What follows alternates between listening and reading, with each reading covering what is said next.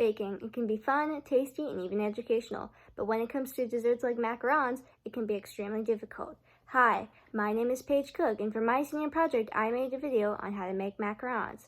Now, for some context, I've always loved to bake, and a little bit before the pandemic, I made macarons for the first time, but they didn't come out how I wanted, and I wanted to improve. But at that time, I didn't have much conviction to continue, so I didn't. But then the pandemic hit, and baking became a national pastime.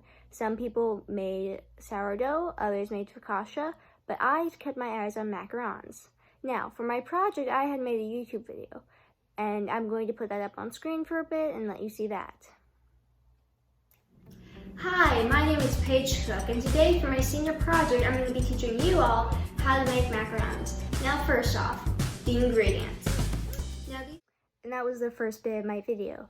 Now, there's a lot of things I had to learn during the process of making this. I had only made macarons one time before this, and I'd also never filmed a video of this caliber, much less edited it. So I had to learn a lot of things. iMovie was one of the things I used to edit my video, which turned out really nice, and that was nice because it was free and there wasn't any paywall. And once I learned how to do it, it was actually really fun to edit and film. Really, after I had learned everything, the only thing I really worried about was background noise, like my brothers or my dogs. So that was nice. That wasn't an issue at all. But there were a lot of issues with this project because, one, COVID-19 exists. I couldn't meet up with my mentor as much. That was one major issue. But also, COVID-19 completely altered my project, as originally I wasn't going to make a video at all. I was going to job shadow someone.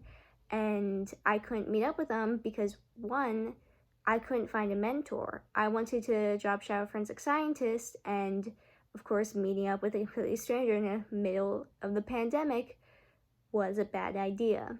And unfortunately, also due to the nature of forensic scientists using science to solve crimes, I could not go and job shadow one because I'd get information on crime investigations, and that's a big no-no. So that was sad. That was a major obstacle that really affected how I did my project, because that was what I was planning for the last couple of years.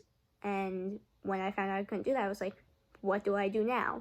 Of course, I ended up having the macaron idea, and I ended up going with that because I thought that was something that'd be fun and something that'd be nice, and it ended up being that. Some of the things I learned during this were mostly things about editing and, of course, planning ahead, because a little tidbit about myself, I'm really bad at planning things. I tend to be a person who kind of just goes with the flow, and of course I'll plan important things like my test batches and the days where we're going to film were planned ahead of time, but everything else was pretty much winged. Like macaron recipes, obviously I used those, but my original video had a bare bones script, if you can call it that, and my final product that I ended up using, I didn't use a script in that at all.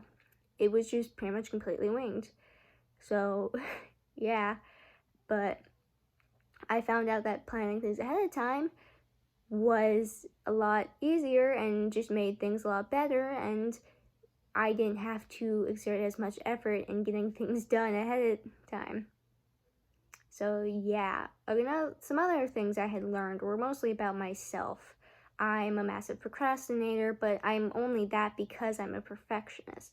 I set too high of expectations, and then I expect me to fulfill them, and of course, they're impossible to fill, and I think, well, I'm just not good enough at the moment, I'll set this to later.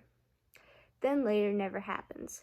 So that's a major issue, and during this project, I kind of started to realize that more and more, because I already knew that, but I didn't really believe it.